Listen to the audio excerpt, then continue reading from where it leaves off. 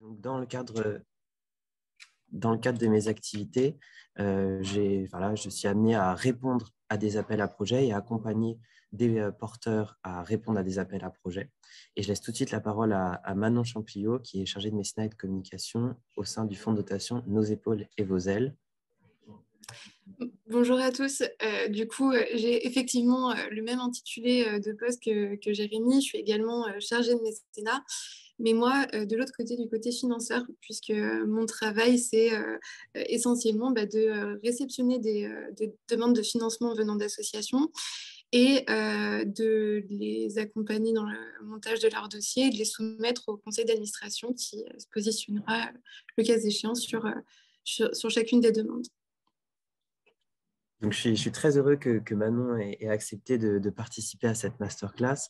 Nous, au sein du fonds de dotation Make Park Foundation, on a pu bénéficier du soutien de Nos épaules et vos ailes sur une action. Et nous avons accompagné également l'association En Avant Toutes, qui est lauréat du prix À Tout Soleil, qui était porté par le fonds de dotation Nos épaules et vos ailes. Au sein du fonds de dotation, nous, on répond en général à peu près 70 appels à projets par an. Donc, on a vraiment mis en place une méthodologie que je suis très heureux de pouvoir vous partager aujourd'hui. Donc, le but, c'est de pouvoir vous présenter aujourd'hui à la fois des méthodes pour mettre en place une veille efficace, comment également optimiser et répondre au mieux à des appels à projets, comment bien rédiger vos appels à projets, comment également réussir un pitch ou une présentation orale devant un jury et quelles sont les opportunités que vous avez à l'issue d'un appel à projet. Et donc, notamment, là, c'est vraiment des petits bonus que l'on a pensé vous partager avec Manon. Donc, vraiment, aujourd'hui, le but, c'est de partager avec vous des éléments sur la réponse à des appels à projets en lien avec du mécénat privé, enfin mécénat d'entreprise, donc il s'agisse d'entreprise ou de fondation. On ne va pas du tout traiter de réponse à des appels à manifestation d'intérêt ou de réponse à des appels à projets publics. Toutefois, si vous avez des questions à la fin sur ces parties, je pense qu'il y a des éléments qu'on pourra retrouver qui sont utiles également pour vous si c'est un point que vous souhaitez. Enfin, en tout cas, vous pourrez les poser à la fin. N'hésitez pas, dans tout le long, Manon Bassel l'a indiqué, mais n'hésitez pas à poser vos questions dans le chat si vous avez des éléments, voilà, des questions, vous souhaitez avoir des précisions sur des éléments indiqués à l'oral. Peut-être pour commencer, une première question vous pouvez nous répondre dans le chat, c'est est-ce que vous avez l'habitude de répondre à des appels à projets? Est-ce que vous répondez à combien d'appels à projets à peu près vous répondez par an? Est-ce que vous êtes déjà très familier ou pas de la réponse à des appels à projets?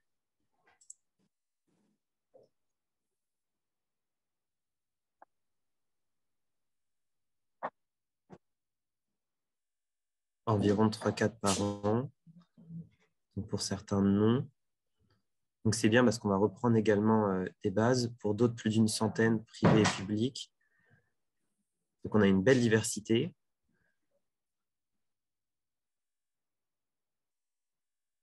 L'idée de cette masterclass, c'est vraiment d'être accessible à tous. Donc, à la fois, pour ceux qui ont l'habitude de répondre à de nombreux appels à projets, vous allez avoir des éléments en plus pour optimiser votre réponse.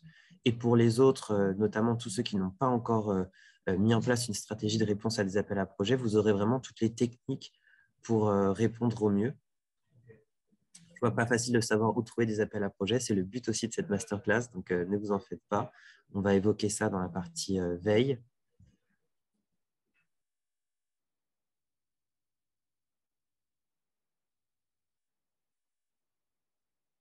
Donc, très bien. En tout cas, je vois qu'il y a une vraie diversité de profils, donc c'est vraiment très intéressant.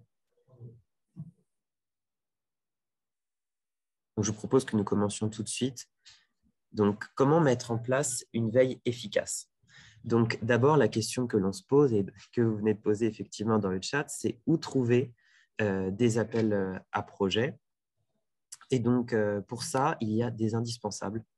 Ces indispensables, c'est par exemple Care News, qui est le premier site d'information dédié aux acteurs de l'engagement. Donc, c'est un site qui publie environ 5 à 10 articles par jour, qui présente plus de 200 entreprises et fondations qui ont un blog réservé sur leur site, qui vont pouvoir utiliser pour leur communication. Et en ce moment même, donc à date, on y trouve 427 appels à projets publiés. Je suis allé vérifier juste avant de me connecter. Et donc, vraiment, c'est la source majeure pour aller trouver des appels à projets qui vous correspondent. Vous pouvez après affiner en fonction des thématiques ou en fonction de critères géographiques ou autres. Mais en tout cas, c'est vraiment le site indispensable pour aller chercher des appels à projets. L'autre recommandation que je peux vous donner et que moi je mets en place au quotidien dans les activités depuis 4 ans, c'est les alertes Google. Donc, par exemple, moi j'ai deux, trois alertes Google essentielles.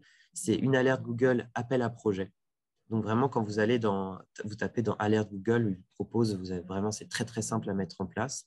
Et donc, avec ce mot-clé appel à projet, j'ai choisi un rythme. Par exemple, moi, c'est tous les jours.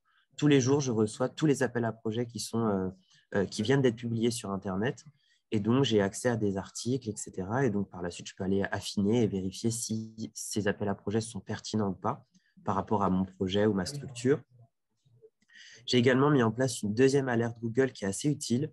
Elle est très simple aussi, c'est Fondation Entreprise. Avec ces deux mots ensemble, j'ai également pas mal de résultats qui me permettent de faire une veille qui va englober des appels à projets, mais pas que. Donc, connaître un peu l'actualité des fondations d'entreprise. Et après, mon conseil, c'est vraiment de mettre en place des alertes par thématique ou par région. Chez Make Bank Foundation, on couvre un très large champ de thématiques qui vont de l'environnement à la protection de l'enfance en passant par les violences faites aux femmes ou une alimentation plus durable. Donc, nous, on ne va pas mettre en place différentes thématiques, ce ne serait pas pertinent. Mais vous, en fonction de vos sujets, je vois qu'il y a une diversité d'associations qui est représentée avec des thématiques parfois très liées soit à l'insertion, soit à l'égalité femmes-hommes.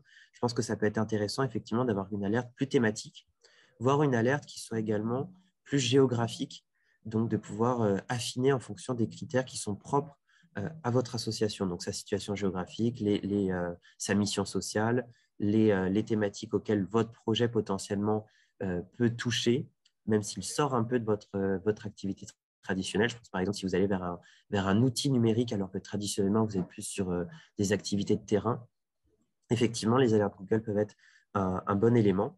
Vous avez également les sites et les réseaux sociaux de structures distributrices. Donc, voilà, regardez un petit peu, grâce à la veille, grâce aux alertes Google, vous allez pouvoir identifier des fondations ou des entreprises actives, grâce à Care News également, et par la suite, décider de vous abonner, d'aller regarder plus précisément ce qu'ils font et de pouvoir avoir accès en priorité grâce au site, à leur newsletter, grâce à leurs réseaux sociaux, aux appels à projets qui seront publiés très prochainement. Un autre conseil, c'est vraiment le bouche à oreille de proximité, surtout si vous êtes situé géographiquement dans un espace prédéterminé, à savoir hors de Paris notamment. Il faut savoir que vous avez notamment accès à un ensemble d'entreprises de proximité. Vous avez également accès aux chambres de commerce et d'industrie régionales et qui vont pouvoir effectivement organiser des événements qui ont aussi pour but de valoriser le mécénat local. Et donc, vous allez pouvoir rencontrer plus facilement des entreprises ou avoir accès à des informations liées à des appels à projets publiés. Vous avez également accès via des réseaux de conseillers en agence de proximité, je pense à des banques ou assurances, à des informations. Et je laisse tout de suite la parole à Manon, justement sur l'exemple, par exemple, de Generali et du réseau de conseillers en France. Oui, du coup, pour appuyer ce que vient de dire Jérémy, effectivement, nous, quand on lance un appel à projet, notre objectif, c'est d'avoir des réponses. Et du coup, on utilise différents canaux de communication. Alors, pour le cas propre de nos épaules et vos ailes via l'appel à projet à tout soleil, on utilise effectivement Care News. On diffuse également l'information sur nos réseaux sociaux. Donc, une bonne pratique, c'est de suivre le plus possible de fondations, fonds de dotation sur les réseaux sociaux. Et puis, alors nous, on est un fonds de dotation indépendant, mais on est très lié à Generali et un de nos canaux de communication majeurs, c'est celui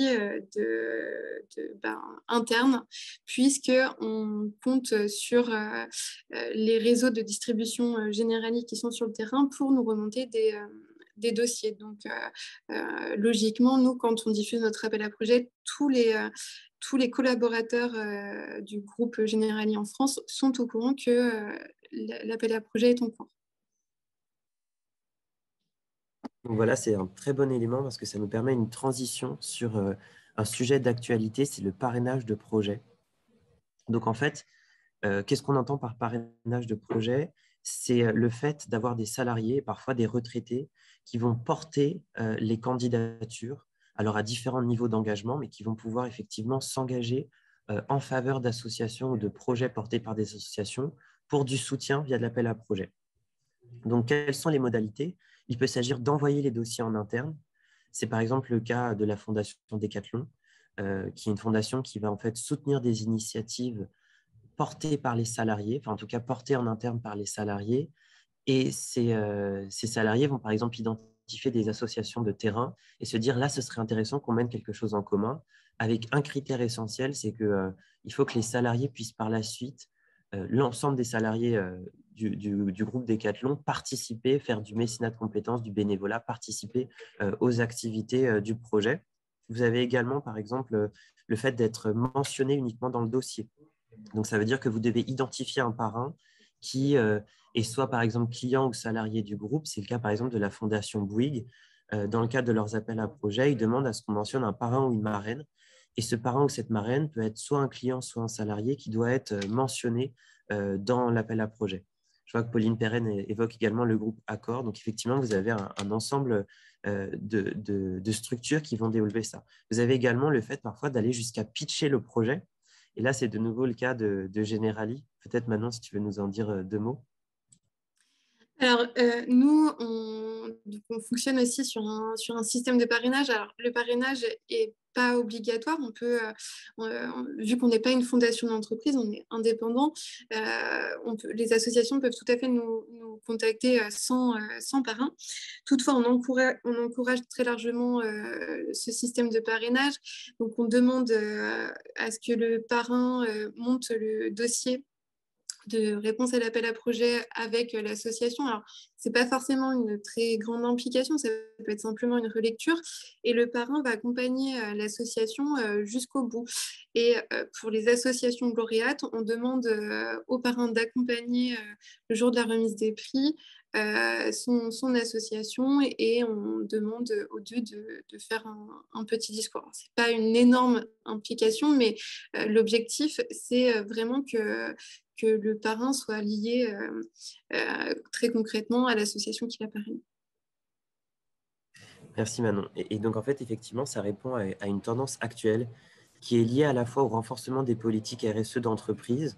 Et donc, Manon le citait, effectivement, c'est encore plus fort au sein des fondations d'entreprise. Donc, c'est cette volonté de pouvoir mobiliser les salariés et d'impliquer les salariés dans la politique mécénat du groupe. Donc, de pouvoir être un peu plus transparent sur les pratiques, sur les projets retenus et aussi une manière de, finalement, d'aller motiver les salariés, de leur donner euh, l'envie de s'impliquer un peu au-delà de leurs activités professionnelles. Qu'est-ce que cela implique pour vous? Eh bien, ça signifie qu'il faut aller un peu plus vers des structures de proximité, être capable d'aller échanger avec des acteurs locaux et de finalement connaître grâce à eux des dispositifs existants ou bien d'identifier de potentiels parrains et marraines. Donc de penser aussi un réseau autrement qui n'est pas seulement un réseau source d'informations disponibles, mais aussi un réseau de personnes à identifier dans certains cas qui pourraient être des facilitateurs, soit au moins pour vous donner des informations parce que les salariés ou les conseillers en agence ou autres reçoivent des informations sur des appels à projets en cours qui ne sont pas forcément toujours très accessibles, soit parfois même pour être dans un processus effectivement de parrainage de projet. Et alors, quel est l'intérêt pour le parrain ou la marraine? C'est que les salariés vont avoir des objectifs et ils sont valorisés s'ils ont apporté, par exemple, des associations, s'ils se sont impliqués autrement. Et donc, il y a vraiment un caractère incitatif pour certains salariés à aller s'engager autrement et à pouvoir participer. Et donc, voilà, ne vous dites pas que vous allez créer une source de travail supplémentaire pour eux. Parfois, ils ont aussi leurs propres incitations à le faire. Alors, je ne vous ai pas cité tous les groupes, mais effectivement, il y en a un certain nombre. Il y a un certain nombre de fondations d'entreprises qui développent ça ou qui sont en train de le faire. Donc, pour avoir rencontré certaines fondations d'entreprises récemment qui ne le faisaient pas, elles sont en train d'organiser également cette transition davantage vers du parrainage de projets.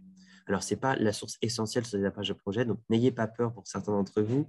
On peut très bien aussi répondre à des appels à projets sans avoir forcément identifié des parrains ou des marraines ou s'inscrire dans ce type de processus, comme l'indiquait Manon. Alors, ça nous permet de passer effectivement sur le point comment structurer votre veille. Donc, nous, chez Make.org Foundation, on a quelques méthodes recommandées. Alors, à chaque fois, c'est vraiment la méthodologie qui est mise en place chez Make.org Foundation ou que j'ai pu mettre en place par le passé dans mes expériences de levée de fonds au sein de structures patrimoniales ou culturelles. Il s'agit vraiment d'un point de vue personnel, mais bien sûr, vous pouvez avoir d'autres conseils à côté qui peuvent être tout aussi pertinents. Mais d'abord, effectivement, pour moi, le premier conseil, c'est de pouvoir avoir un tableau de suivi de vos réponses aux appels à projets qui va permettre effectivement de faciliter votre lecture et de comprendre un certain nombre et de prendre en compte un certain nombre d'éléments qui sont essentiels dans la réponse à des appels à projets. Ce tableau de suivi, moi, je vous conseille de l'avoir sur Google Sheet. Pourquoi? Parce que c'est un outil qui va vous permettre une lecture partagée, qui va vous permettre de taguer d'autres personnes. Et donc, si vous êtes plusieurs ou s'il y a des personnes qui devraient pouvoir avoir un regard sur cette veille, c'est vraiment essentiel pour moi. Ou si vous êtes dans un rôle où il peut y avoir pas mal de passations ou pas mal de roulements, ça peut être intéressant effectivement de pouvoir avoir un outil de suivi partagé.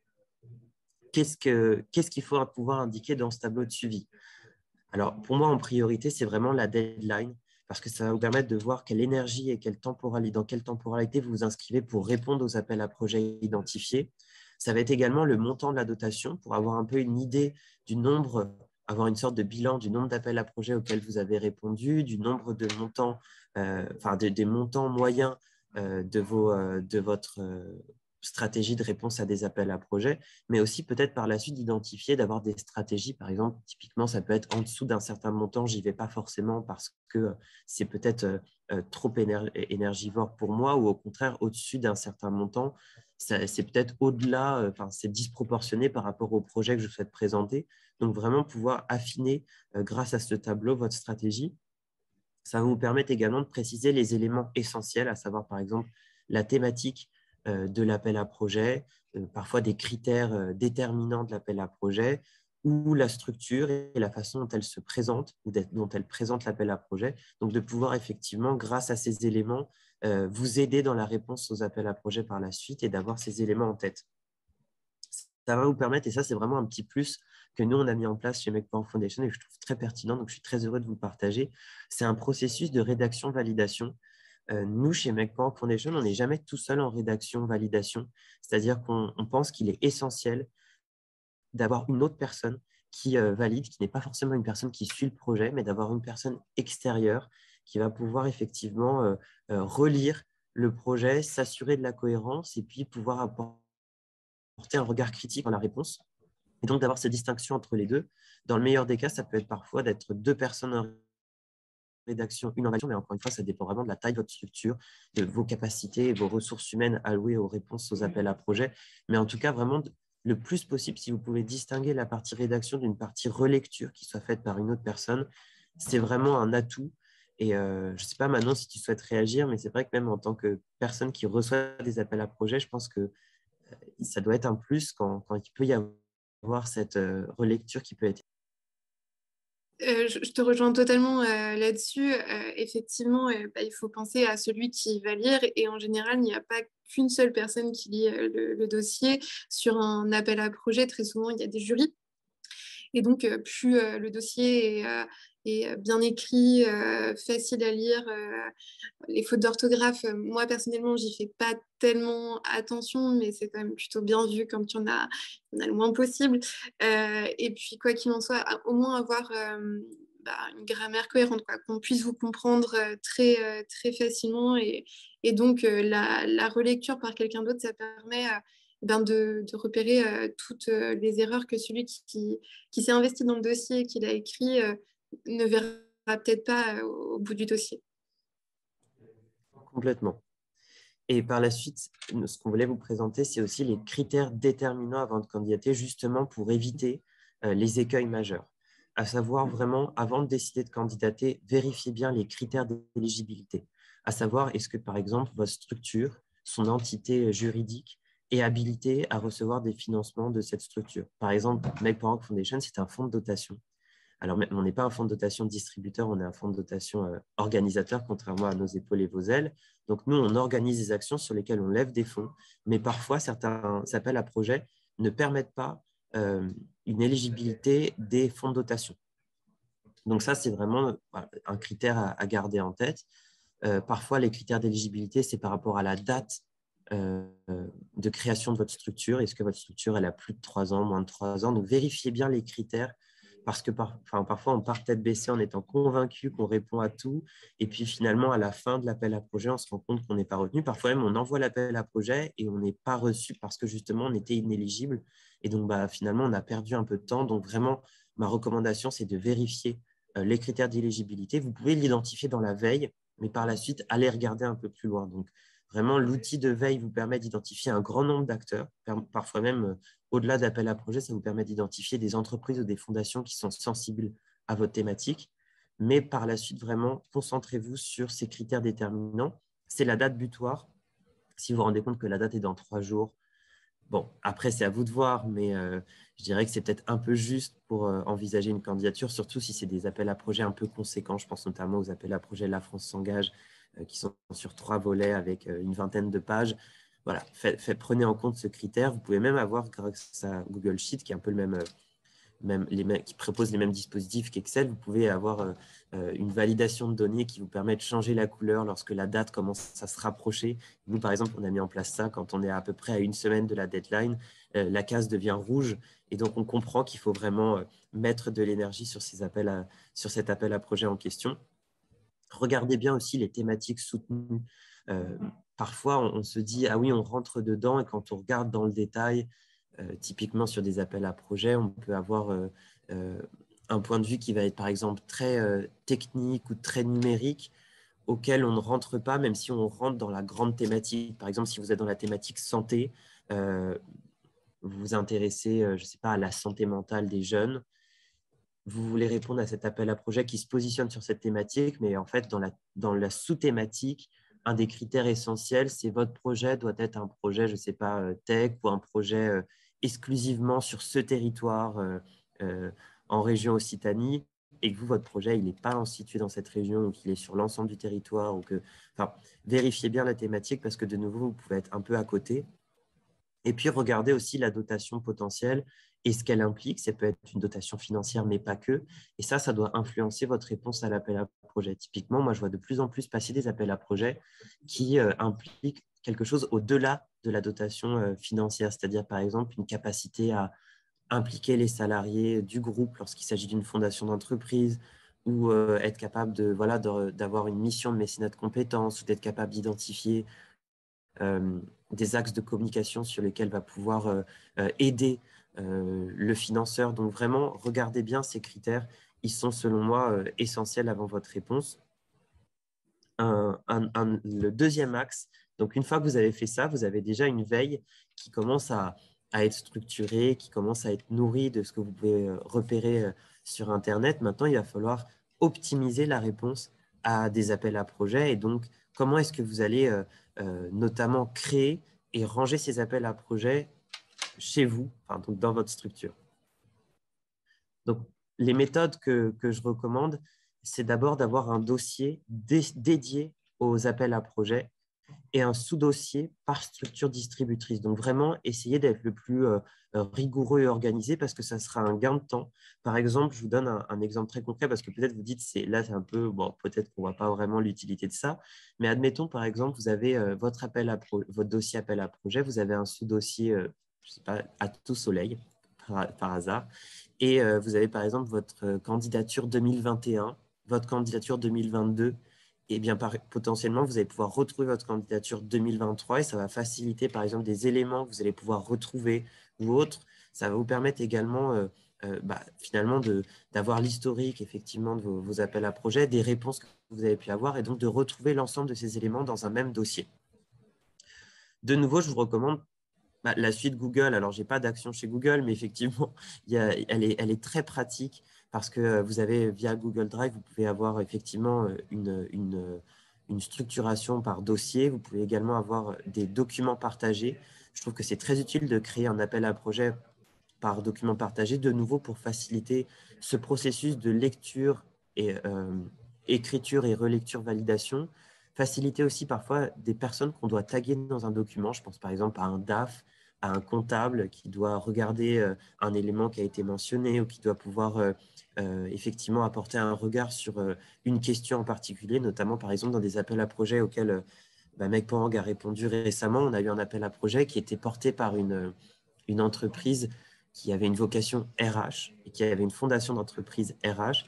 Mais donc, il y avait beaucoup de questions qui étaient liées à des stratégies ou des politiques de gestion sociale de Meg.org Foundation auxquelles nous, on n'est pas forcément...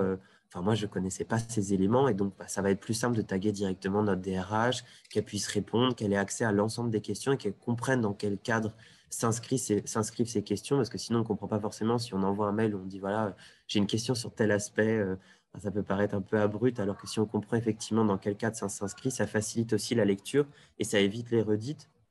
Mon conseil, c'est de coller l'ensemble des questions de l'AP dans ce document en particulier. Alors pourquoi? Parce que ça va vous faciliter effectivement, ça va être un gain de temps. Parfois, vous allez pouvoir voir que finalement, il y a des questions auxquelles vous essayez de répondre et elles apparaissent un peu plus loin et donc ça va faciliter la réponse parce que vous allez vous concentrer uniquement sur l'élément demandé et garder pour plus tard les autres éléments. Ça va vous permettre effectivement d'avoir cette vue d'ensemble et ça va aussi faciliter, je dirais, le travail d'écriture. Plutôt que de travailler directement dans le brouillon, vous allez pouvoir effectivement faire plus facilement des repasses, etc. et éviter ce fameux valider la candidature alors que vous voulez juste l'enregistrer. Donc aussi, vous réassurer sur tout ce temps passé au travail d'écriture. Et donc, effectivement, comme je le mentionnais, n'hésitez pas à taguer les personnes concernées par des points précis de l'AP. Alors, les points essentiels, c'est dans votre dossier, pensez à créer, donc dans le dossier général AAP, pensez à avoir quelque part, ou même sur votre ordinateur, etc., un sous-dossier ou un dossier avec des éléments obligatoires. Qu'est-ce qu'on entend par les éléments obligatoires? C'est les éléments qui sont demandés dans la plupart des AAP. Donc, ça va être par exemple les statuts de votre association, la liste des membres du bureau, la copie de la publication de la déclaration de l'association au journal officiel, la déclaration d'utilité publique si c'est effectivement un critère d'éligibilité, le compte-rendu d'activité et les comptes financiers, soit les bilans de l'année dernière, soit parfois même ça peut être le budget prévisionnel de l'année à venir. Et mettez aussi les logos. Alors, quand je dis les logos, c'est votre logo officiel avec différents formats, mais ça va être également parfois le logo du projet. Enfin, essayez d'avoir le maximum d'éléments dedans. Ça va vous éviter le coup de stress où finalement vous avez tout rédigé au dernier moment. Vous vous rendez compte que vous avez ces éléments essentiels alors que finalement vous les avez et ce serait plus facile de les avoir quelque part. Vérifiez également si cette AAP demande des éléments complémentaires et justement quand vous rédigez, quand vous copiez-collez les questions, ça permet de reprendre ces éléments et donc de pouvoir se mettre en gros en gras en rouge.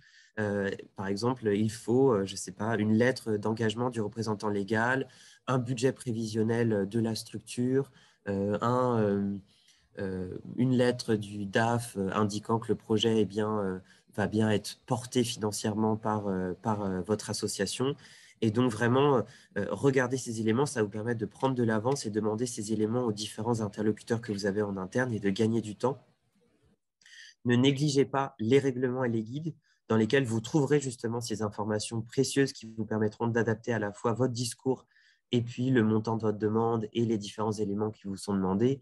Peut-être je vais laisser la parole à Manon du point de vue du financeur, mais je pense qu'effectivement, si on passe du temps sur des règlements et des guides, c'est qu'il y a véritablement une raison et donc ce n'est pas juste pour avoir un document quelque part en plus. Oui, tout à fait. Le règlement, on essaye de le faire vraiment de manière à répondre à toutes les questions que vous pourriez vous poser. Donc, c'est un élément essentiel. C'est d'ailleurs en général dans le règlement que vous allez trouver la thématique complète avec l'ensemble des sous-thématiques qui vous permettront de savoir si votre projet rentre dans le cadre de l'appel à projet en question. C'est également dans le règlement que vous allez trouver ce que vous pouvez demander en termes de financement. En général, voilà, essayer de respecter ouais, un conseil, ça serait déjà de toujours mettre un montant demandé. ne pas en mettre, c'est jamais bien parce que le financeur, il ne saura pas à votre place ce dont vous avez besoin. Et vraiment rester dans la fourchette qui est déterminée dans le règlement. Donc, ni moins, ni plus. Voilà. Et, sinon, le guide, en général, c'est vraiment la version courte du règlement dans lequel vous trouverez tout le processus de l'appel à projet et la liste des documents qu'on vous demandera. Et donc, une fois que vous avez tout ça, vous allez pouvoir mettre en place effectivement une méthodologie pour faciliter la réponse à ces appels à projets. Donc, moi, je vous l'avais dit effectivement précédemment, mais c'est avoir au moins une personne en rédaction. Qu'est-ce que ça veut dire? Ça veut dire avoir vraiment un rédacteur qui soit très identifié. Je dis ça parce que parfois, il y a deux cas. Soit on a une personne qui va être toute seule à rédiger tous les appels à projets et donc ça peut être un peu dense et donc justement ça va faciliter le travail d'avoir une personne qui va venir en relecture validation. Mais c'est aussi parfois à l'inverse, on a une trop grande diversité de profils qui vont être mobilisés sur la rédaction d'un appel à projet. Et là, ça peut vite créer des effets de confusion, c'est-à-dire qu'il y a des parties qui vont être un peu illisibles ou qui vont un peu partir dans différents sens. Et nous, c'est quelque chose, enfin moi, c'est quelque chose que j'ai pu constater dans le cadre des candidatures qu'on accompagne. Quand il y a trop d'interlocuteurs qui veulent être présents en rédaction sur un appel à projet, ça peut être aussi rendre la candidature un peu illisible parce qu'on cherche à trop en dire et on cherche à trop en dire par rapport aux différentes expertises des interlocuteurs mobilisés. Or, le but, c'est vraiment d'être le plus clair possible, le plus lisible et d'être dans un discours le plus simple. On y reviendra juste après, donc je ne vais pas insister trop là-dessus.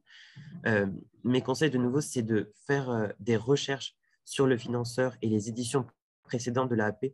Vous trouverez des éléments intéressants. Par exemple, vous en saurez un peu plus sur la structure et sur ces thématiques. Vous pourrez également adapter votre discours à la façon dont elle communique sur la thématique qu'elle soutient. Vous pourrez potentiellement aussi identifier d'anciens lauréats que vous pourrez contacter pour demander des conseils ou des recommandations. Et un autre conseil qui est plutôt un conseil de Manon, donc je vais lui laisser de nouveau la parole, mais c'est cet élément de pouvoir avoir effectivement une présentation synthétique de votre projet. Oui, effectivement. Alors moi, j'aurais tendance à vous conseiller d'être le plus synthétique possible parce que faut se mettre à la place des personnes qui réceptionnent les candidatures. En général, on en reçoit beaucoup. Donc, ça fait beaucoup beaucoup de dossiers à lire en assez peu de temps, en général. Que derrière, il y a aussi tous les membres du jury qui vont devoir lire tous les dossiers. J'ai un exemple très concret. L'année dernière, sur À tout soleil, on a eu presque 100 dossiers. Et on a environ un peu moins d'un mois entre la fin de la réception des dossiers et le jury. C'est très peu de temps pour lire 100 dossiers. Donc, être synthétique, c'est vous assurer que directement, le lecteur de votre dossier saura de quoi parle votre projet, quelles sont vos problématiques, quelles sont les causes que vous défendez et ce dont vous avez besoin et pourquoi vous répondez, pourquoi votre candidature est la meilleure pour cet appel à projet. Donc, c'est vraiment ce que je vous conseillerais, c'est d'être très synthétique, quitte à joindre en annexe, quand c'est possible, un dossier qui est plus détaillé, où là, vous pouvez mettre plus en détail ce que vous faites sur vos projets, etc. Je voulais aussi revenir sur le conseil qui est de faire des recherches sur les financeurs et de contacter des anciens lauréats. Ça vous permettra également de savoir ce que implique d'être lauréat de l'appel à projet. Quand on répond à un appel à projet, je vous conseille de vraiment avoir ça en tête, en fait, parce que c'est pas systématiquement qu'un financement, on peut vous demander d'autres choses. Par exemple, nous, pour À tout soleil, on va vous demander, tout à l'heure, Jérémy disait qu'un appel à projet, c'est pas forcément qu'un financement. Et bien, effectivement, nous, on fait également des relations presse pour nos associations lauréates. Donc, on va vous demander d'être disponible pour écrire des articles sur chaque projet. On va également faire intervenir un photographe pour faire des vidéos sur chacun des projets qu'on a récompensés. Tout ce genre de choses, vous les avez, c'est des éléments que vous avez dans le règlement, mais c'est aussi des éléments que vous pourrez avoir en discutant avec les anciens lauréats. Et je pense que c'est plutôt une bonne pratique à avoir. Et donc, sur la présentation synthétique, l'idée, c'est de pouvoir avoir déjà des éléments que vous avez validés en interne. Vous avez déjà pensé à une façon de présenter votre projet. Vous avez déjà un petit texte un peu prévu, validé, avec des éléments clés, des chiffres clés, ce qui va vous faciliter par la suite la réponse à des appels à projets parce que vous aurez juste à prendre cette partie un peu présentation synthétique du projet et à regarder si elle rentre en fonction du nombre de caractères demandés dans les différentes questions qui peuvent vous être posées. Donc vraiment, plus vous allez prendre de l'avance là-dessus, plus par la suite vous allez gagner du temps. Alors que si à chaque fois vous prenez l'appel à projet en tant que tel, ça peut être un peu déstabilisant de à chaque fois se dire on repart de zéro. Et donc, à partir de ce moment-là, vous pouvez effectivement commencer la rédaction d'appel à projet. Donc, première question, c'est comment optimiser la lisibilité de votre appel à projet. Donc là, on l'a déjà bien évoqué avec Manon, mais je reviens rapidement dessus. Soyez synthétique. Vraiment, ça, c'est notre conseil. Soyez synthétique et allez à l'essentiel. Ne cherchez pas à trop en dire et ne cherchez pas non plus à rentrer à être trop détaillé ou trop technique sur certains éléments. Donc vraiment, notre conseil, c'est d'utiliser un langage simple, limiter les éléments qui soient trop techniques, trop liés un peu à votre fonctionnement interne, mais qui ne peut pas forcément être compris, c'est-à-dire que ce soit des éléments de langage ou des éléments qui ne sont pas forcément déterminants dans la compréhension du projet. Et c'est pour ça que, alors je vois qu'il y a une question de Tiffany, vous recommandez l'utilisation du nous. Alors, pas forcément. Enfin, moi, de mon côté, pas forcément. Après, je ne pense pas que ce soit un critère déterminant dans l'analyse des appels à projets. Mais moi, je recommande plutôt l'utilisation du nom de la structure ou du projet plus que l'appropriation par l'usage du nous. Honnêtement, honnêtement, c'est pas du tout un critère, peu importe. Vraiment, le but, c'est qu'on comprenne où vous voulez en venir, enfin, ce que vous faites. Moi, je te rejoins complètement sur le fait de ne pas être trop technique, parce que en fait, vous n'avez pas forcément des spécialistes du sujet en face qui vont lire vos dossiers. Par exemple, moi, je vous recommanderais vraiment soit de ne pas mettre d'acronymes, soit de les expliquer systématiquement, parce que des acronymes dans un dossier qui ne sont pas expliqués, bah, ça veut dire que celui qui est en train de l'étudier va devoir faire des recherches. C'est une perte de temps et vous n'avez pas la certitude qui va le prendre ce temps. Donc, voilà, pas trop technique ou si vous l'êtes, expliquez. Et rappelez-vous aussi de deux éléments. Le premier, c'est que votre dossier il est reçu par une personne comme Manon qui va devoir le traiter, le retravailler et le résumer pour des membres du jury qui ne sont eux-mêmes pas forcément euh, hyper calés sur toute votre thématique parce qu'en fait, il y a une diversité de membres du jury.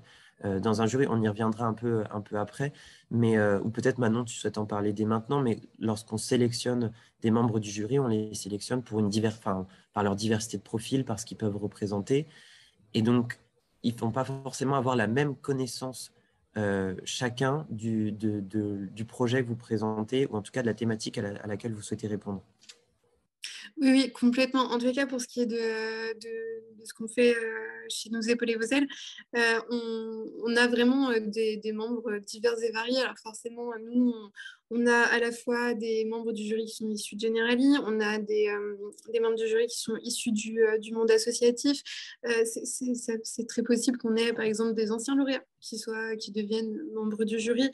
Voilà, on a toute une diversité de profils qui sont pas forcément experts. Surtout que sur un appel à projet comme Atout Soleil, chaque année, on a une thématique différente. Donc, on reste lié à notre objet social. Mais voilà, on peut. L'année dernière, par exemple, on a eu une thématique sur les traumatismes générés chez les jeunes du fait des diverses crises. bon, on avait peut-être un ou deux médecins qui étaient dans les membres du jury, mais les autres n'étaient pas du tout des experts de la question, ni psychologues, ni rien. Donc voilà, ne pas être trop technique, il faut que tout à chacun puisse comprendre ce que vous faites. J'ai même d'autres exemples en tête, mais de fondations très ciblées sur le médical, où leur jury était composé cette année de 9 membres du jury, et sur les 9 membres du jury, il y avait uniquement 3 médecins. C'est-à-dire que même sur des thématiques très ciblées, le reste, c'était 3 financeurs, trois personnes plutôt ciblées sur la partie finance. Donc, en fait, c'est vraiment que vous avez une diversité qui représente aussi les questions qu'on pourra potentiellement se poser lorsqu'on reçoit un appel à projet, c'est-à-dire la solidité, la robustesse du budget présenté. Ça va être effectivement la pertinence de la réponse à la problématique soulevée, mais ça va être également potentiellement aussi oui, la force de la stratégie mise en place, notamment en matière de communication et de partenariat pour répondre à la problématique présentée. Donc vraiment, oui, notre conseil, c'est d'utiliser un langage simple. Je vois que j'ai reçu une question dans le chat, donc j'y réponds. Peut-on faire une page de présentation avec les éléments clés et développer ensuite? Oui, oui, tout à fait. L'idée, c'est de pouvoir, en tout cas, avoir quelque chose où vous avez pris un peu d'avance pour le faire, de manière à avoir des éléments qui vous aideront par la suite à développer, à rédiger dans le cadre des réponses qui vous sont posées dans des appels à projets. Afin d'éviter les répétitions, lisez l'ensemble des questions avant de commencer la rédaction. Là, de nouveau, c'est un point qui me semble essentiel. Alors, j'ai déjà mentionné, c'est facilité si vous avez effectivement copié-collé l'ensemble des questions, mais repensez bien, même en les ayant copié-collé, à relire l'ensemble des questions avant de commencer la rédaction et bien vous dire, est-ce que finalement, là, j'ai bien répondu à cette question? Quand vous copiez-collez aussi des questions, indiquez bien si c'est une réponse en oui, non ou si c'est une réponse à développer, parce que parfois, on perd un peu de temps, on oublie. Et donc, on commence à partir dans une rédaction alors que, par exemple, on attendait juste un chiffre. Par exemple, parfois, c'est budget du projet. Et en fait, on peut répondre qu'un chiffre, mais en fait, on est parti, on l'a oublié, on ne l'a pas forcément mentionné. Et donc, on s'est mis à rédiger quelque chose au brouillon alors que ce n'était pas forcément demandé. Donc, vraiment, bien relire les questions et bien relire les éléments demandés par question. Et un dernier point, c'est l'empathie.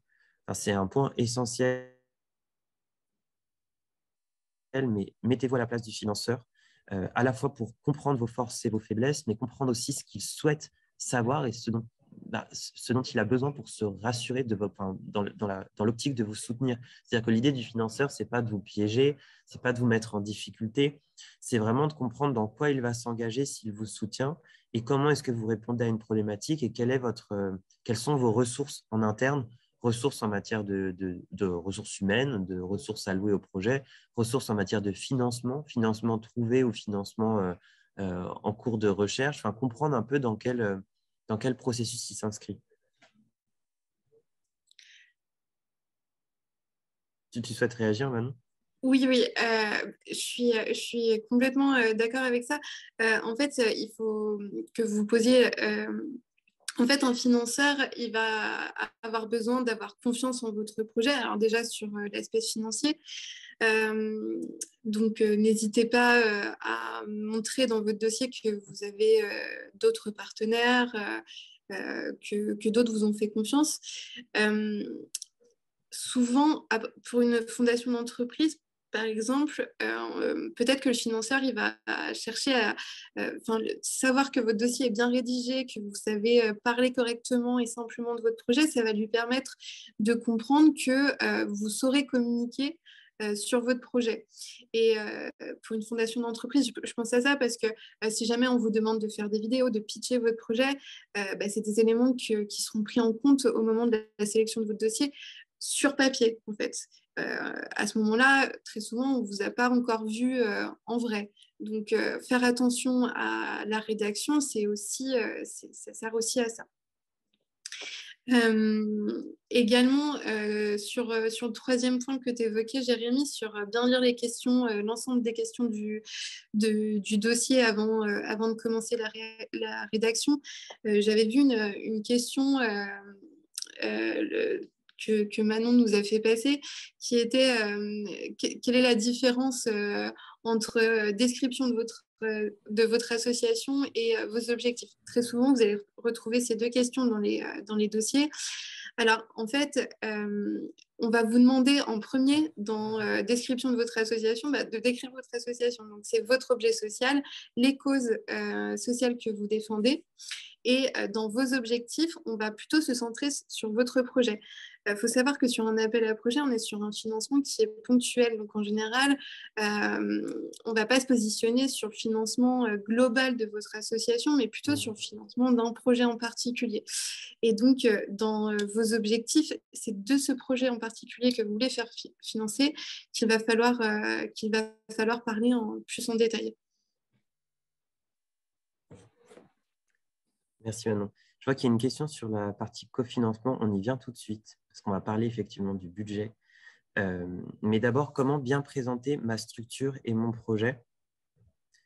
Alors, ça rejoint effectivement ce que disait Manon. Donc on est vraiment dans le timing parfait par rapport aux questions. Mais nos conseils, c'est de pouvoir mettre en valeur la problématique sociale à laquelle vous répondez. Donc vraiment de bien illustrer votre thématique, votre mission, comment est-ce que vous allez réagir à cette problématique, c'est-à-dire finalement bien poser le constat et à partir de ce constat, pouvoir dérouler votre stratégie pour aller compenser cette problématique sociale.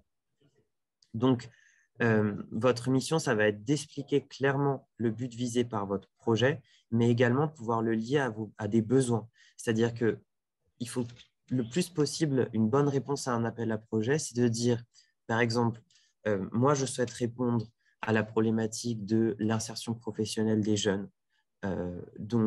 Notamment, par exemple, des jeunes des quartiers prioritaires. Le but visé, c'est de permettre l'insertion de X jeunes par an issus des quartiers prioritaires de tel quartier, de pouvoir effectivement affiner votre vision et vos besoins. Pour ça, il faut pouvoir, ça peut être même des besoins en ressources humaines, mais ça peut être par exemple avoir une personne chargée de médiation auprès des jeunes pour parler de ce qui se passe. Ça va être par exemple pouvoir avoir tel budget pour mettre en place telle campagne de communication qui va permettre d'atteindre ces jeunes. Donc, c'est vraiment de pouvoir lier l'objectif à des besoins pour comprendre en fait comment le financement qui vous sera alloué va vous permettre de répondre à cet objectif et donc finalement de répondre à la problématique sociale face à laquelle vous êtes positionné. Et donc, est-ce la question de AJE, mettre en avant systématiquement le cofinancement? Oui, c'est ce que disait Manon, mais valoriser le plus possible votre réseau de partenaires. Et quand on dit le réseau de partenaires, c'est partenaires financiers.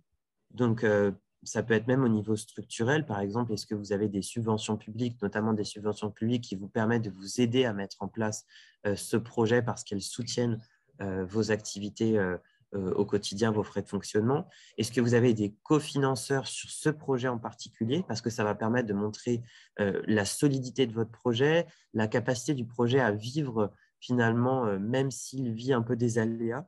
Alors que si vous êtes ultra dépendant de manière unilatérale d'un financeur, ça peut lui faire un peu peur parce qu'il se dit, finalement, si à un moment donné, le budget augmente ou bien que la problématique se déplace et qu'il faut réinjecter des financements, finalement, le projet va tomber à l'eau.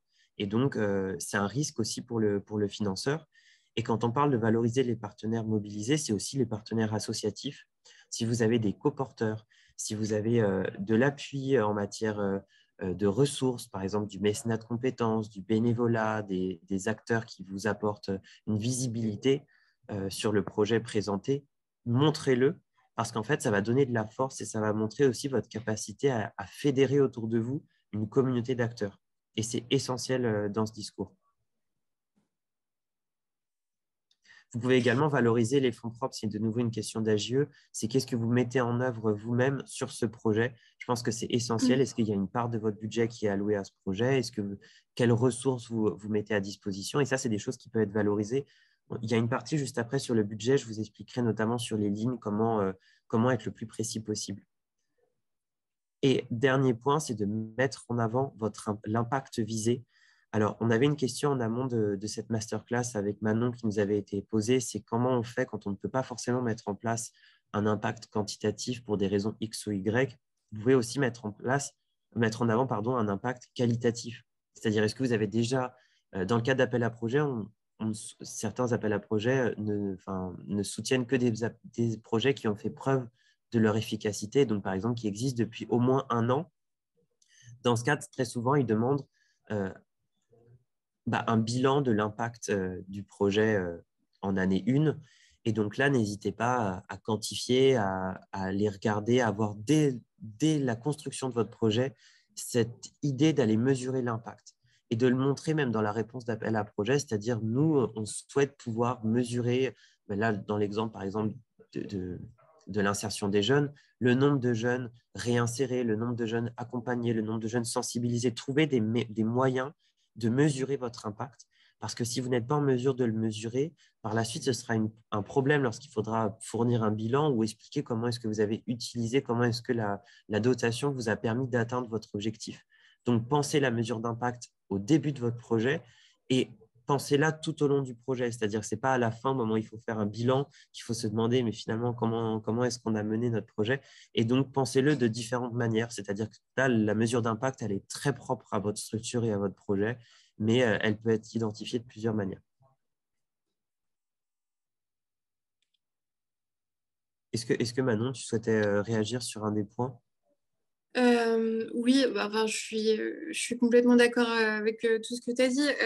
En fait, faut vous dire il faut que derrière, le financeur puisse vous faire confiance et il faut mettre en avant tous les éléments qui permettront de gagner sa confiance.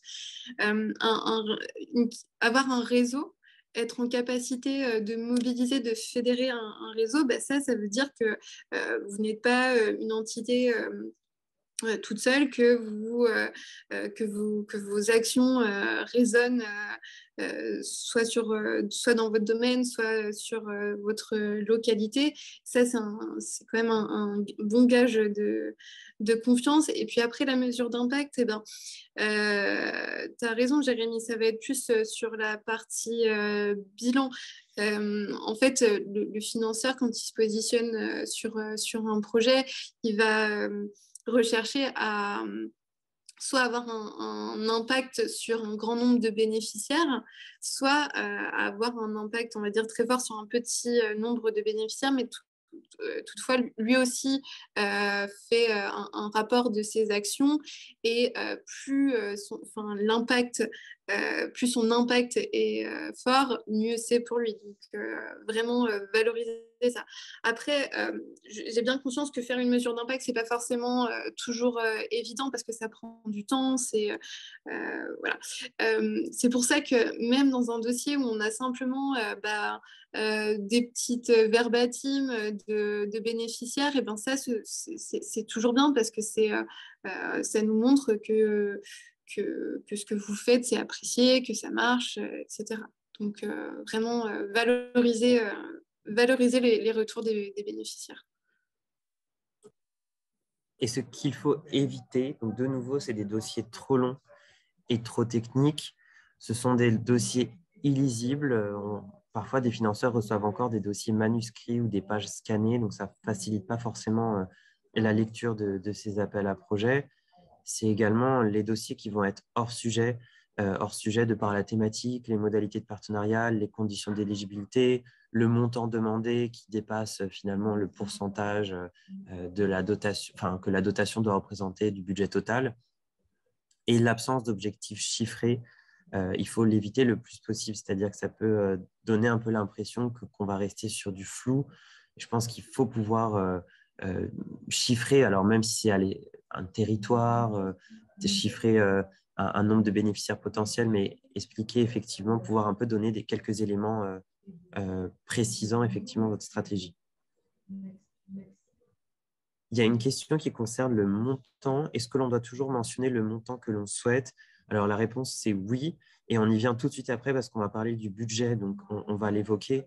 Mais moi, je vous recommande en effet d'indiquer toujours un montant et de vous tenir à ce montant parce que ça va vous aider par la suite à structurer votre budget par rapport à ça et à expliquer comment est-ce que la dotation pourra venir voilà, compléter ces objectifs. Donc justement, on en vient à cette question, comment structurer mon budget? C'est une question qui est essentielle parce que souvent, elle est un peu traitée de manière secondaire, c'est-à-dire que le budget, c'est un peu le parent pauvre de l'appel à projet, c'est un peu l'élément qui agace, sur lequel on n'a pas envie de passer trop de temps et finalement une étape que beaucoup ratent pour cette raison, alors il est essentiel et déterminant. Alors, nos recommandations, c'est vraiment en premier lieu d'avoir un budget qui soit clair et précis. Alors, un budget, je le redis, mais c'est un élément essentiel, mais un budget, ce sont des dépenses et des recettes prévisionnelles. C'est jamais juste une liste de dépenses.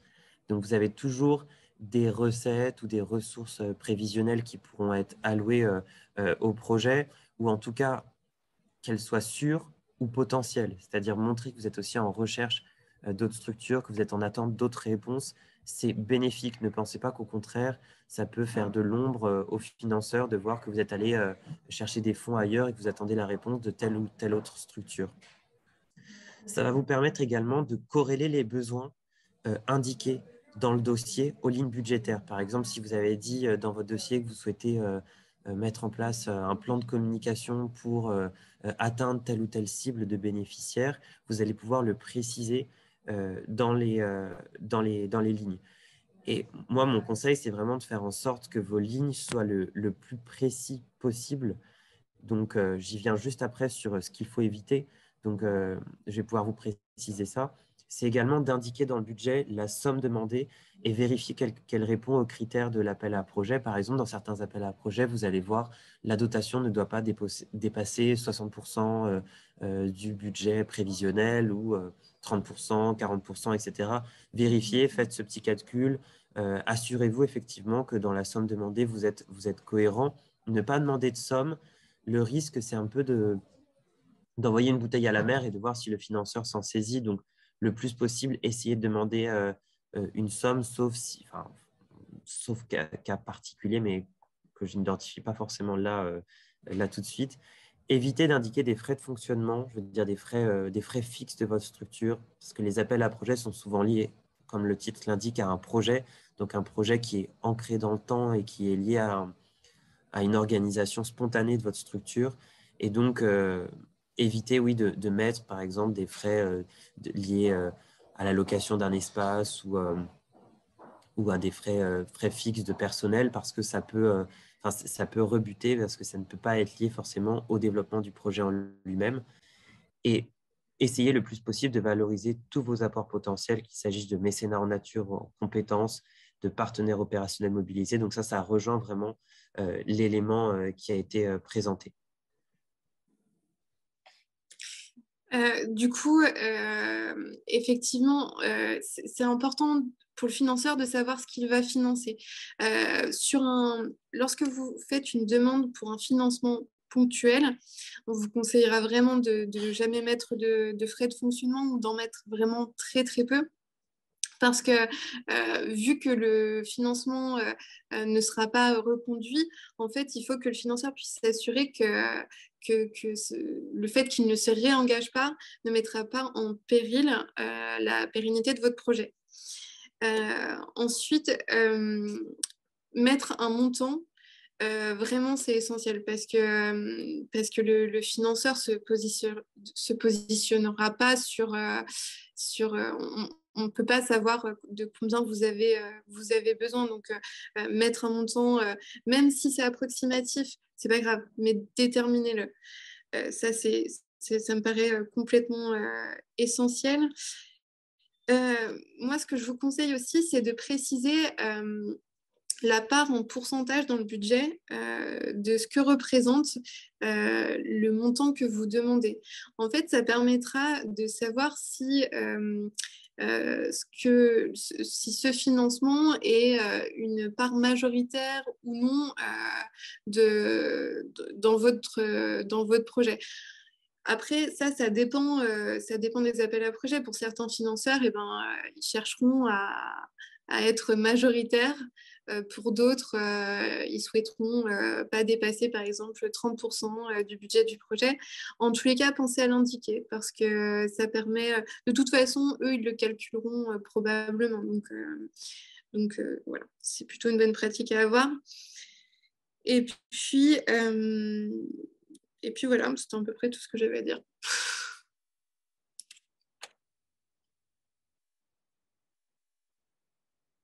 Ton micro est coupé, Jérémy. Merci Manon. Ce qu'il faut éviter absolument lorsqu'on envoie un budget, c'est d'avoir un budget qui ne soit pas structuré, à savoir qui ne présente pas de titres, de sous-titres, de sous-thématiques, que l'on comprenne, en fait, qu'on retrouve cette structure. Par exemple, frais de communication, frais de coordination du projet, qu'on comprenne concrètement à chaque fois dans quoi s'inscrit chaque ligne. D'avoir des lignes aussi au titre très générique. Je trouve que ça ne sert pas beaucoup. Par exemple, si vous avez une ligne campagne de communication, on ne comprend pas vraiment ce qui rentre dedans. Est-ce que ça va être de la production de vidéos? Est-ce que ça va être voilà, de l'affichage? Qu'est-ce que vous avez prévu de faire? Ce qui est lié justement à l'absence de commentaires. Si vous n'avez pas de commentaires dans votre tableau, c'est un budget qui est un peu pauvre. C'est-à-dire que un budget doit pouvoir présenter des commentaires qui vont préciser l'objet des lignes, qui vont expliquer vos besoins, etc. Et donc, je ne dis pas qu'il faut des énormes paragraphes dans chaque ligne, mais pouvoir un peu mieux comprendre enfin, les lignes que vous avez écrites, que vous avez présentées. C'est également une demande de financement qui soit disproportionnée dans un sens comme dans l'autre. C'est ce que disait Manon, mais donc là, de nouveau, c'est vraiment lié aux éléments, donc le règlement, le guide, qui vont pouvoir vous éclairer sur le montant que vous pouvez potentiellement demander. Le fait d'avoir aucune mention de cofinancement complémentaire, ça peut parfois vous desservir. Alors, je comprends que dans certains cas, vous ne pouvez pas faire autrement, donc ce n'est pas un critère qui est éliminatoire, mais il faut l'éviter, il faut quand même être le plus possible en mesure de valoriser même des fonds propres que vous pouvez allouer potentiellement au budget. Comment optimiser vos chances? Alors, sur cette partie, nos conseils, c'est vraiment de manière générale, lorsqu'on répond à un appel à projet, il faut être le plus possible visible. Quand on entend visible, c'est-à-dire d'avoir un site internet qui soit à jour ou en tout cas actif, ainsi que des réseaux sociaux actifs. C'est-à-dire que le financeur, par exemple Manon, dans ton travail, toi, tu vas être amené potentiellement, j'imagine, à aller regarder un petit peu lorsque tu reçois un dossier, ce que fait la structure, comment elle communique sur Internet et est-ce qu'elle est présente.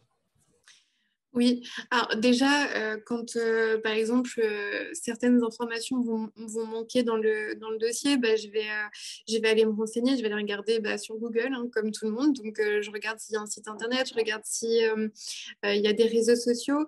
Et en fait, on trouve tout un tas d'indicateurs sur l'association. Par exemple, s'il n'y a pas de site et pas de réseaux sociaux, bon, bah déjà, c'est pas très bon signe. Si je vois qu'il y a un site et des réseaux sociaux, mais que toutes les dernières publications datent d'il y a 2 ans, bah, ça aussi, ça veut dire que enfin, ça me renvoie l'idée que l'association n'est pas très active. Le site internet, c'est pas obligatoire, mais au moins avoir des réseaux sociaux parce que simplement c'est votre vitrine. Euh, et, euh, et puis, je sais que c'est une charge de travail de s'occuper de tout ça, donc j'aurais plutôt tendance à vous conseiller, si, sur une petite association, de limiter le nombre de canaux, quoi, oui, de canaux, donc soit avoir un ou deux réseaux sociaux ou un site internet avec relativement peu de choses, mais de mettre à jour régulièrement. Parce que ça veut dire ça veut dire que vous existez, que vous avez des activités. Et, euh, et donc, voilà.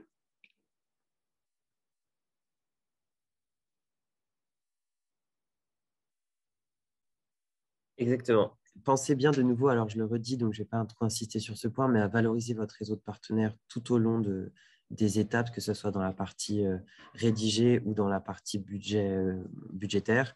Mettez en avant vos retombées presse le plus possible. Alors, trouvez un moyen, mais que ce soit sur votre site, sur vos réseaux sociaux ou dans le dossier, si vous avez l'espace pour, de pouvoir mettre en avant effectivement la visibilité que vous avez sur ce projet ou la visibilité que vous avez obtenue. Indiquez vos besoins non financiers auxquelles le financeur pourrait répondre. On en avait parlé en ouverture, mais ça peut être tout ce qui va être compétences, communication, tout ce qui pourrait être fait au-delà de l'aspect financier. Et penser également à la place qui pourrait être donnée aux mécènes, par exemple en termes de contrepartie de communication, en termes de conseils, en termes de place dans le projet, en termes de potentiellement envoi de bilan. Enfin, pensez à la place que vous allez pouvoir lui laisser par la suite. Il y a toute une partie justement qu'on va aborder sur l'après-réponse à un appel à projet qui est essentielle justement sur cette place-là. On passe donc là, c'est une partie un peu bonus facultative, c'est-à-dire dans certains cas, vous n'avez pas forcément besoin d'un pitch ou d'une présentation orale pour obtenir un financement. Dans d'autres, c'est une étape qui est clé et nécessaire. En tout cas, il faut pouvoir y être préparé et pour ça, il y a une méthode qui est très simple. D'abord, il faut pouvoir optimiser cette étape. Pour l'optimiser, il faut bien prendre en compte les conditions de cette présentation orale, à savoir le format, est-ce qu'il y a un temps de questions-réponses, est-ce que c'est uniquement une présentation du projet, la durée, est-ce que la présentation orale nécessite un support de présentation, est-ce qu'il va falloir l'envoyer suffisamment en amont, donc bien regarder ces conditions. Se renseigner aussi sur le profil des membres du jury. On en a parlé tout à l'heure avec Manon, mais c'est essentiel de regarder un peu qui vous aurez en face de vous. Est-ce que vous aurez des experts de votre thématique? En général, parfois, vous recevez la liste des membres du jury lorsque vous êtes convoqué. Parfois, vous ne la recevez pas. Mais vous pouvez avoir une idée, notamment dans le règlement, du profil des membres du jury.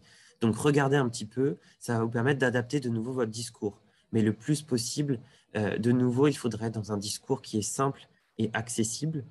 Il s'agit également de choisir la personne idéale pour présenter le projet. Parfois, la personne idéale ne va pas forcément être celle qui a rédigé le projet depuis le début. Parfois, ça va être une personne qui va être un très bon orateur ou qui va permettre de montrer le poids de la structure, donc une personne qui a un peu plus d'autorité dans la structure. Donc ça dépend vraiment, c'est à vous de déterminer ça.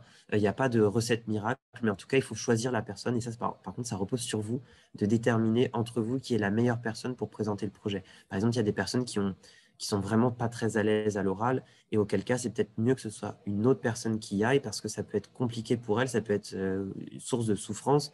Et donc, voilà, on ne va pas forcer cette personne à y aller. Et également de bien relire avec attention le dossier et surtout le budget présenté. C'est quelque chose auquel j'assiste souvent chez Make Power Foundation lorsqu'on accompagne des associations. On voit qu'en fait, euh, une fois que le dossier est envoyé, on se dit OK, non, mais j'ai bien en tête le dossier, je connais bien le budget. Et finalement, nous, on fait des préparations au pitch et on se rend compte que le budget n'est pas parfaitement maîtrisé. Et donc, ce sera exactement les mêmes questions qui seront posées par les membres du jury. Et répondre un peu à côté à une question sur le budget, c'est montrer finalement qu'on ne maîtrise pas très, très bien notre projet et donc ça nous dessert. Donc vraiment, c'est un conseil qui est très simple, mais juste bien relire le dossier, à bien avoir en tête les chiffres et en tout cas le budget demandé et ce à quoi on l'avait lié en matière de lignes. Comment réussir une présentation orale? Alors, pour réussir une présentation orale, il n'y a pas vraiment de secret. Il faut pouvoir vous entraîner et vous entraîner de préférence avec une personne qui ne connaît pas le projet, donc qui va pouvoir vous donner des conseils justement en matière de ah bah là, c'est pas très clair, là, ça me semblait très clair au contraire, là, il faudrait insister, là, j'ai pas très bien compris pourquoi tu citais ça maintenant et pas plus tôt. Donc, ça va vous permettre de réorganiser votre discours avec une personne qui est neuve par rapport au projet. Pensez à vous chronométrer parce que le temps de parole est essentiel. Alors, vous avez des structures qui sont un peu plus souples que d'autres par rapport au temps de pitch. Vous en avez d'autres où on vous coupe parce que le temps, en fait, est très délimité et que vous avez un certain nombre d'associations qui doivent passer les unes après les autres et on ne pourra pas dépasser. Donc, pensez bien à vous chronométrer. Soyez également sincère. Quand on parle de sincérité, c'est de la capacité à trouver le bon équilibre entre des émotions et une présentation opérationnelle, mais qui vous ressemble. Savoir à la fois mettre de l'émotion, c'est typiquement être capable de parler de votre projet, de vos bénéficiaires, dans quoi vous allez changer la vie, d'être capable de présenter aussi un impact quantitatif avec potentiellement une personne nominative, comment est-ce que vous l'avez sorti d'une situation compliquée, et également une présentation qui soit très opérationnelle, à savoir bien connaître les différentes étapes de votre projet, bien connaître votre budget et les manières de répondre à la problématique initiale. Un autre conseil, c'est de pouvoir commencer par un exemple concret. Donc, par exemple, ça peut être de partir du point de vue d'un bénéficiaire ou de soi, comment vous avez été amené à créer votre structure, comment vous avez été amené à créer ce projet, pourquoi est-ce que ce projet a vu le jour. Enfin, vraiment être capable de commencer d'emblée par cette accroche qui va permettre de créer de l'empathie du point de vue des membres du jury. Effectivement, l'exemple concret, ça me semble essentiel parce qu'il faut simplement que les membres du jury ils puissent se projeter, en fait, ils puissent immédiatement comprendre la problématique à laquelle vous réagissez. Et par un exemple simple, par exemple, je pense un exemple tout bête au handicap, et ben, vous prenez l'exemple de quelqu'un dont la mobilité est très restreinte parce que en fauteuil roulant et que aucun transport n'est adapté à sa mobilité. Ça va faire écho. Ou nous, on a fait il y a 2 ans un appel à projet sur les systèmes de garde. Par exemple, voilà, un exemple concret, c'est telle personne a 2 enfants et il n'y a aucune crèche, aucune place en crèche dans son secteur. Du coup, ça entraîne tel problème. Ça, c'est des exemples très concrets que tout le monde peut comprendre et qui vont tout de suite susciter l'émotion des membres du jury. Et également, effectivement, il faut être sincère, il faut surtout vraiment trouver un bon équilibre entre, à la fois, il faut que vous réussissiez à susciter l'émotion de vos interlocuteurs et en même temps être suffisamment technique pour qu'ils aient confiance en votre capacité à mener le projet. Merci Manon. Et donc, ce qu'il faut pouvoir éviter le plus possible, c'est de commencer sa présentation sans dire bonjour ni se présenter. Ça peut être un peu mal vécu, un peu maladroit. Donc, voilà, prenez quand même ce temps de vous présenter, soufflez un coup et ne partez pas tête baissée dans une présentation. Il ne faut pas non plus chercher à tout dire. Donc, ça signifie, voilà, vraiment, n'essayez pas de couvrir absolument tous les champs de votre projet. Essayez de vous concentrer sur les éléments essentiels. Vous avez un temps qui est limité. Ce qu'il faut éviter, c'est le fait de ne pas travailler les questions potentielles. Vraiment, ma recommandation, c'est forcez-vous à travailler un peu quelles questions on pourrait me poser. Et là, de nouveau, le fait d'avoir présenté votre pitch devant une personne neuve, elle va pouvoir vous dire potentiellement, ah bah là, moi, j'ai pas trop compris cette partie-là, ou bien ça j'aurais bien demandé des précisions dessus. Et donc, vraiment penser à travailler les différentes questions qui pourraient vous être posées. Et si vous êtes plusieurs lors du pitch, parfois on voit ça, on voit qu'on peut être présent à plusieurs. Répartissez-vous les questions entre vous. Typiquement, ah bah toi, tu vas travailler que les questions propres au budget. Moi, je vais travailler les questions liées à la stratégie de déploiement. Et comme ça, chacun, déjà, il n'y a pas de cacophonie. Ça évite le fait que vous parliez en même temps, que vous ne saviez pas qui doit répondre ou autre. Et ça permet aussi de gagner du temps.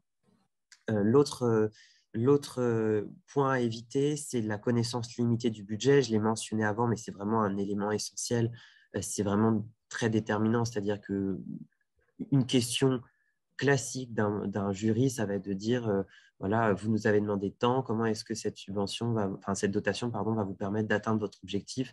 C'est une question classique où donc être un peu à côté, ça risque d'être compliqué. C'est également parfois de surréagir. Faites attention à ne pas surréagir à certaines questions des membres du jury. Ce ne sont pas des attaques, encore une fois, je vous l'avais dit précédemment, mais ils sont là plutôt pour comprendre. Et donc, s'il y a des questions qui peuvent vous sembler un peu abruptes, c'est plutôt parce que justement, il y a des points qui peuvent être des points un peu d'accroche. Et donc, au contraire, restez, prenez sur vous et ne le prenez pas personnellement. On en arrive à la dernière partie, qui est une partie essentielle, bonus, mais qui, je trouve, est une partie qui est très riche pour vous. C'est quelles sont les opportunités après la réponse à un appel à projet. Alors, tout d'abord, comment gérer l'appel à projet? Il y a 2 cas. Le premier cas, c'est si votre projet est lauréat. Alors, ça peut paraître un peu bateau ce que je vais vous dire, mais c'est quelque chose qui n'est pas fait régulièrement, donc c'est bien de le rappeler. C'est penser à remercier votre contact opérationnel Et les membres du jury potentiel, si vous avez par exemple eu connaissance des membres du jury ou si vous avez participé à un pitch, c'est toujours apprécié parce que c'est du temps qu'ils ont passé. Les membres du jury sont bénévoles, donc c'est quelque chose qui est apprécié. Et même pour la suite, vous savez que les membres du jury, en fait, ils circulent d'un jury à l'autre très souvent lorsqu'il s'agit d'experts de certaines thématiques. Et donc, n'hésitez pas effectivement à pouvoir les contacter et les remercier. Pensez également à impliquer le financeur dans la vie du projet soutenu, envoyer des nouvelles du projet, pensez à bien envoyer un bilan, même s'il n'est pas obligatoire dans certains cas du projet, et essayez de créer une relation de confiance et donc de régularité dans les échanges que vous avez avec le financeur, à savoir profiter de certains temps, par exemple, de pouvoir tenir informé effectivement de l'évolution du projet, mais ça peut être profiter de l'envoi du bilan pour prendre un café, échanger par téléphone, profiter de l'envoi du reçu fiscal pour inviter le mécène dans votre structure, l'inviter aussi au temps fort de votre association, l'événement annuel, les vœux, vraiment penser la relation comme une relation de confiance et de long terme. C'est ce qui vous permettra par la suite de fidéliser ce mécène et de potentiellement transformer la relation via de l'appel à projet en de la relation par du mécénat direct sur plusieurs années. Assurer également un bon suivi des contreparties de mécénat. Donc, quand on parle de contrepartie, c'est par exemple si vous avez des contreparties de communication qui nécessitent de mentionner le mécène dans vos posts ou sur des affiches, sur des communiqués, pensez à bien le faire valider. Pensez à faire un BAT, ne mettez surtout pas le logo sans l'avoir fait valider, et encore pire, un logo qui date ou qui n'est pas le logo actuel de la structure. Donc pour ça, il y a une chose toute simple, c'est à l'issue de l'obtention d'une dotation, demandez à votre contact opérationnel, est-ce que c'est lui qui assurera le suivi en matière de communication? Est-ce qu'il peut vous donner le contact de la personne au sein de la direction de la communication qui assurera le suivi du projet en matière justement de BAT et de validation des supports de communication. En cas de... oui, tu voulais réagir, Manon? Oui, alors, juste une chose, effectivement, si vous êtes lauréat, dites-vous pas qu'une fois que vous avez reçu le financement, c'est fini. Vraiment faire les choses correctement, donner des nouvelles au financeur, lui fournir votre rapport d'activité, un petit bilan de votre projet. En fait, tout ça, c'est des éléments qui vont toujours lui donner confiance. Et l'association qui fera toutes ces petites choses, elle aura potentiellement plus de chances d'être repérée pour peut-être d'autres types de financement sur le moyen ou sur le long terme. C'est sûr que l'association qui ne prend pas la peine de garder contact, de donner des nouvelles, elle sera probablement pas recontacté parce que ce lien de confiance, du coup, il n'est pas entretenu, il n'est pas, voilà, il n'est pas là. Exactement. Donc, vraiment, pensez-y, c'est un élément essentiel. On n'y pense plus forcément. Après, on est pris dans le rythme, on est déjà sur le prochain appel à projet, mais pensez-y comme une relation et pas juste comme une dotation allouée. En cas de refus, donc là, bien sûr, il n'y a pas que des réponses positives.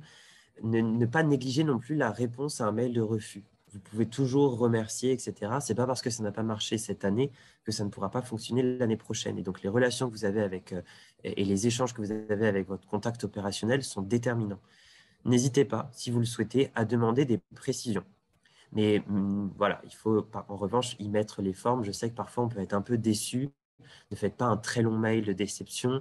Voilà, vous pouvez demander effectivement des précisions parce que ça peut vous servir par la suite pour comprendre effectivement peut-être les faiblesses ou les points améliorés dans votre candidature. Sachez en revanche que, comme le disait Manon dans son cas, en général, un financeur reçoit plus d'une centaine d'appels à projets. Donc, parfois, il y a un temps un peu long pour répondre à chaque structure. Donc, ne le prenez pas personnellement. Très souvent, c'est une personne seule qui assure la relation avec les personnes les structures qui ont candidaté. Donc voilà. Mais ça peut être toujours intéressant et en tout cas judicieux d'avoir quelques précisions. Identifiez également les points forts et les faiblesses de votre candidature. À l'issue, vous avez toujours une impression qui est souvent la bonne. Donc, vous pouvez vous dire potentiellement, ah oui, là, à l'oral, j'ai bien vu que cette question, je n'avais pas su y répondre ou là, ça a été un peu bloquant là-dessus. Donc, potentiellement, ça vous indique ce que vous allez pouvoir renforcer pour les prochaines fois avec potentiellement d'autres financeurs ou avec ce même financeur. Mais surtout, un message, c'est ne vous découragez pas. Pourquoi? Parce qu'il faut pouvoir hiérarchiser vos objectifs. Effectivement, votre objectif numéro 1 lorsque vous candidatez à un appel à projet, c'est d'obtenir un soutien financier. Mais si vous ne l'obtenez pas, vous passez à l'objectif numéro 2. Vous avez réussi à créer une relation avec un potentiel financeur. Et comme le disait Manon, potentiellement, même si vous n'avez pas été retenu sur l'appel à projet, vous pouvez peut-être passer par la fenêtre et obtenir un financement direct. Ça a été notre cas chez Make Power Foundation, justement, avec le fonds de dotation Nos épaules et vos ailes, puisqu'on n'a pas été sélectionné sur l'appel à projet, mais on a pu obtenir un financement direct sur le projet. Donc, pensez aussi en cette matière. Ne vous dites pas juste « Ah c'est raté, on n'y va plus, c'est terminé, les appels à projet, c'est compliqué, on laisse tomber ». Pensez également à un objectif numéro 3, c'est d'obtenir un soutien indirect via de la mise en relation. Sachez que dans les membres du jury, vous avez une diversité. Parfois, vous avez même d'autres cofinanceurs. C'est le cas dans les fondations. Très souvent, on fait appel à d'autres cofinanceurs potentiels ou d'autres entreprises ou autres. Et donc, vous pouvez potentiellement trouver dans votre réseau soit même des mécènes particuliers, soit des mécènes d'entreprise qui, même si vous n'êtes pas retenu dans le cadre de cet appel à projet, peuvent se dire « mais moi, j'ai trouvé ça super intéressant, ça n'a pas marché pour des questions de ressenti ». Il faut savoir que c'est très subjectif parfois. Votre projet, il est passé à ça, mais parce que dans le membre du jury, on a plus penché vers tel autre projet ou parce qu'à un moment donné, il y a un des membres du jury qui avait vraiment envie de soutenir tel autre projet. Mais sachez que peut-être dans les membres du jury, il y en a certains qui ont vraiment accroché. Donc, potentiellement, l'année prochaine, vous serez retenu, voire même, ils pourront par la suite vous recontacter, surtout si vous les avez remerciés, pour vous dire potentiellement, je suis prêt via telle autre structure à vous soutenir. Donc ça, vraiment, pensez-y en matière d'objectifs. Ça permet aussi de sortir de l'effet de déception en cas de refus. Ça permet, enfin, le dernier objectif, l'objectif numéro 4, c'est de donner de la visibilité à votre structure et à vos projets. C'est-à-dire que dans tous les cas, même si vous n'avez pas été retenu, même si vous n'êtes pas parvenu à créer cette relation avec un financeur et que vous n'avez pas obtenu une mise en relation, eh bien, vous avez quand même réussi, premièrement, à donner de la visibilité à votre projet. Deuxièmement, vous avez testé la présentation de votre projet. Vous vous êtes exercé au pitch, vous avez testé un pitch, vous avez produit une présentation de votre projet, vous avez produit un budget et donc ça vous a aidé à vous structurer. Et ça, c'est essentiel. Et donc, ça amène vers un point qui était un fil rouge tout au long de cette présentation, qu'il s'agisse du parrainage de projet, qu'il s'agisse de la veille, de l'identification. C'est comment développer son réseau. C'est la dernière partie de cette masterclass en version orale, mais je la trouve assez intéressante parce que c'est une question qui revient souvent. On a des associations de différentes tailles, de différentes anciennetés qui nous disent « mais moi, je ne sais pas forcément comment développer mon réseau, je suis un peu limité, soit je suis tout seul, soit on est plusieurs, mais on ne sait pas par où partir ». Sachez qu'il y a plusieurs pistes. Premièrement, vous pouvez participer à des salons et événements en lien avec votre thématique. On en a parlé avec les chambres de commerce et de l'industrie. Il y a également des salons ou des événements majeurs dans vos thématiques. Je pense par exemple avec l'environnement, c'est Change Now. Il y a le salon du patrimoine culturel. Enfin, vous avez des salons qui sont liés à différentes thématiques auxquelles vous pouvez participer. Et très souvent, lors de ces salons, les entreprises de référence qui font du mécénat ont des encarts et vous avez les responsables mécénat, les chargés de mécénat qui sont présents sur place, avec qui vous pouvez échanger vos cartes de visite, échanger, et surtout, ils sont là à ce moment-là pour parler de leurs activités de mécénat. Donc, identifiez vraiment ces événements parce que c'est clé pour pouvoir rencontrer des personnes et parler, avoir un premier pied dans la porte. Vous pouvez identifier aussi des ressources en interne. Très souvent, j'entends des structures qui me disent « mais nous, on ne sait pas, on n'a pas, etc. » Et quand on creuse, quand on fait un petit audit de conseil ensemble, on se rend compte que parmi les membres du conseil d'administration ou du bureau, il y a des retraités ou des salariés d'entreprise. Il y a parmi leurs salariés ou leurs bénévoles d'anciens salariés de groupe. Et donc, en fait, grâce à ça, ils connaissent ou ils peuvent être mis en relation avec des personnes qui connaissent des dispositifs de mécénat en interne. Et ça, c'est essentiel. Donc, ça va être des facilitateurs. Ça peut être aussi potentiellement ceux qui vont vous aider à rencontrer des parrains de projet ou des marraines de projet. L'autre conseil, c'est d'adopter une stratégie qui va être cohérente à votre taille et votre périmètre. Si vous êtes une toute petite structure, voilà, peut-être qu'il n'est pas nécessaire de vous disperser, de rencontrer tous les acteurs possibles et inimaginables, mais peut-être vous concentrer vraiment sur un réseau limité d'acteurs et votre périmètre également géographique. Je l'ai mentionné juste après, mais pensez vraiment à échanger avec des entreprises de proximité. Les chiffres du mécénat local sont conséquents et représentent une part majeure. C'est-à-dire que parmi le mécénat local, vous avez effectivement, enfin, du fait du mécénat local, vous avez une surreprésentation dans le mécénat des TPE, PME auxquelles on ne pense pas forcément. On va très souvent vers les grandes entreprises, les grandes fondations d'entreprises nationales, les grandes fondations qui sont sursollicitées. Et en fonction de votre taille, vous pouvez adapter, aller peut-être vers des structures de plus petite taille, voire même parfois des structures qui n'ont jamais fait de mécénat, que vous allez convaincre et qui seront vos fidèles de demain parce que c'est grâce à vous qu'ils vont mettre le pied dans la porte et qui vont construire leur stratégie de mécénat. Et bien sûr, point essentiel, assurer cette veille stratégique dont on vous a donné des conseils parce qu'elle est vraiment, voilà, majeure. C'est-à-dire que grâce à cette veille, vous allez identifier des structures, vous allez identifier des appels à projets, vous allez potentiellement identifier des appels à projets qui ne vont pas être bons pour vous, mais vous allez identifier des structures qui, par la suite, pourront peut-être lancer des appels à projets cohérents. Donc, surtout, ne pas baisser les bras. Enfin, je pense que grâce à cette méthode, vous allez pouvoir effectivement mettre en place de très belles réponses à des appels à projets.